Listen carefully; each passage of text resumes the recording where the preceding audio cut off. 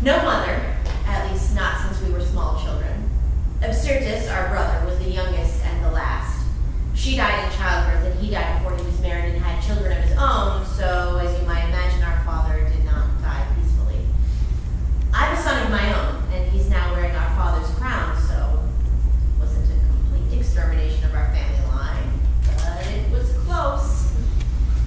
And a step down, handing the crown to a bastard, especially for a family descended from the sun god Helios himself.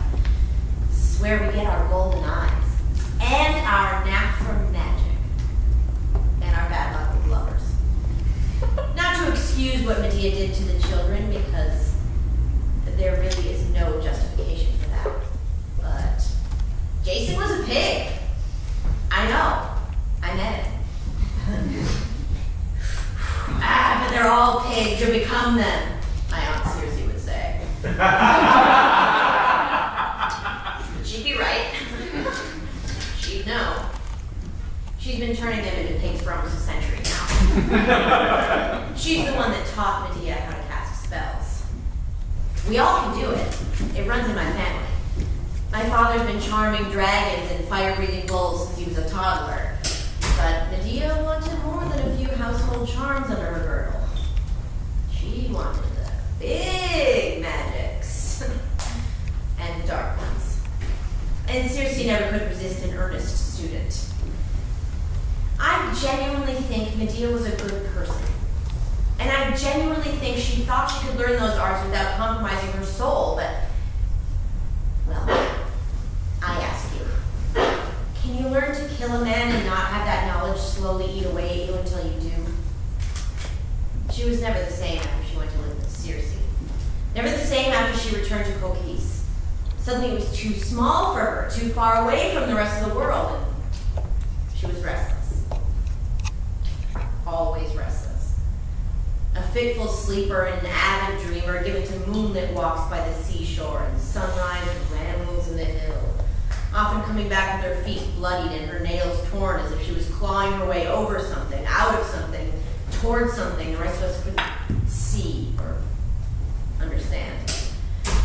And so when Jason arrived with his golden tongue and his golden looks and golden ship that would carry her away, well, of course she made sure he had a golden fleece to match it all, and she a golden ticket out and away as far as she could go.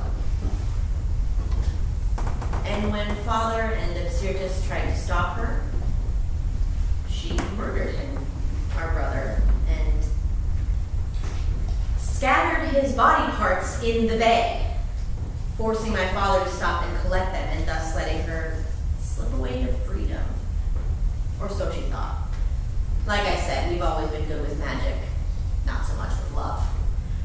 Not that I can quite blame Jason. He's a pig, as I said, but can you blame a pig for wanting to run after it sees one of its own get its throat slit and its legs and arms hacked off?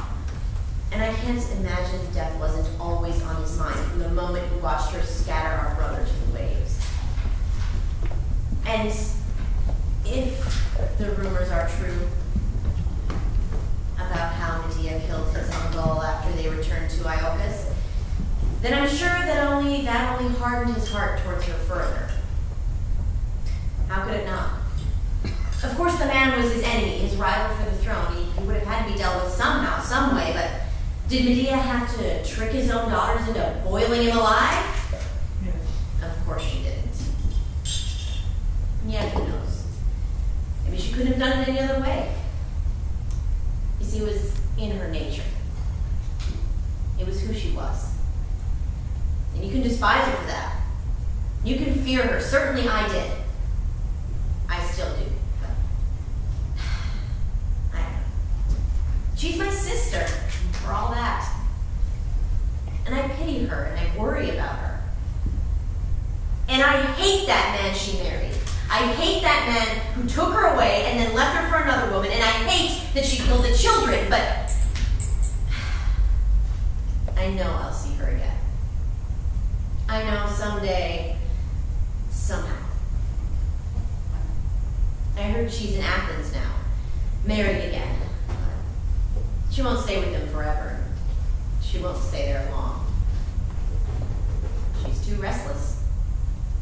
Even if she wasn't, she'll find a way to ruin it, whether she needs to or not.